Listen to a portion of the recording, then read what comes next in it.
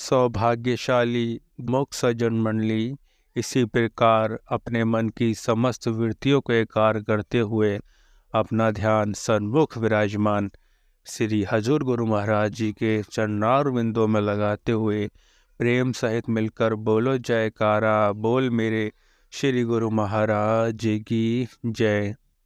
गुरुमुखों, महापुरुष इस संसार में आकर वाहिद जीवों की भलाई और भला चाहते हैं। वे अपने सेवकों और गुरुमुखों के हित और भलाई के लिए ही इस संसार में अवतरित होते हैं। जैसे कि हमारे श्री चतुर्थ पातशाही जी महाराज ने सब गुरुमुखों के कल्याण के लिए ही इस संसार में अवतार लिया, अवतरित हुए। अपने जीवन काल में उन्होंने जीवों के कल्याण, उद्धार और भलाई के लिए ही कार्य किए। उसके पश्चात हमारे श्री द्वितीय पातशाही जी महाराज ने जहाँ जहाँ भी कृपा की, आप गुरुमुखों ने इतिहास सुना ही होगा कि उन्होंने किस प्रकार जीवों का भला किया। हमारे श्री चतुर्थ पातशाही जी ने श्री आनंदपुर की ये जितनी भी रचना आप देख रहे हैं, सब उनकी कृपा की बदौलत है। गुरुमुखों के लिए उन्होंने दिन रात परिश्रम करके जितनी भी रचना रचाई है, ये सब उनकी अपार कृपा है। महापुरुष संसार में आते ही जीवों की भलाई के लिए हैं। उनका संसार में आने का अन्य कोई मकसद नहीं है, केवल जीवों के हित और भलाई के लिए ही आते हैं, ताकि आम दुनिया भी उसका फ़ायदा उठा सके। आप सब गुरुमुख जो यहाँ बैठे हैं, उन्हीं की बदौलत ही सबको श्री आनंदपुर में आने का मौका मिला है। जैसे जैसे भी समय आया, उन्होंने अपनी महान कृपा से सबको श्री आनंदपुर दरबार में शरण दी। जो कुछ भी आप देख रहे हैं और जो श्री आनंदपुर दरबार में बना हुआ है, सब उनकी बदौलत ही है। अब जो भी बन रहा है, सब वक्त के महापुरुषों की बदौलत ही है। बदौलत का मतलब है कि उनकी कृपा से बन रहा है।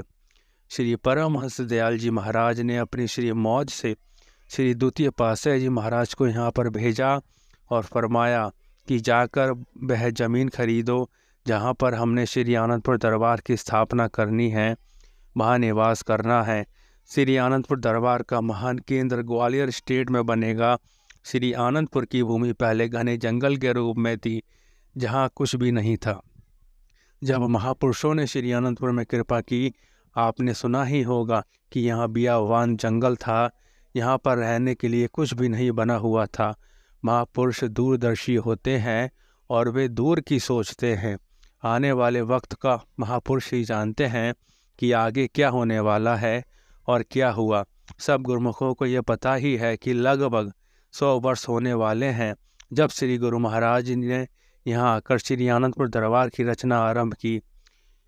वह किस लिए? अपने जीवों को सुख, शांति और आनंद प्रदान करने के लिए।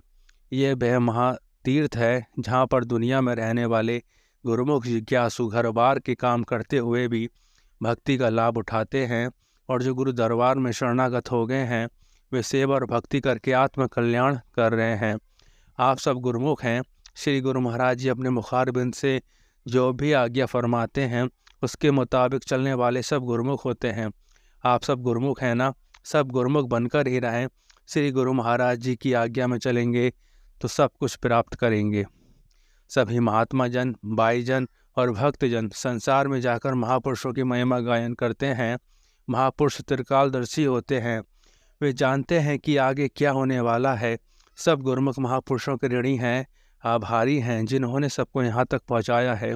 सबका ये फर्ज बन जाता है कि आज्ञा और हुक्म में चलते हुए अपना जन्म सफल करें और महापुरुषों की खुशी हासिल करें। आज हमारे श्री चतुर्थ पातशाही जी महाराज का जन्मदिन है।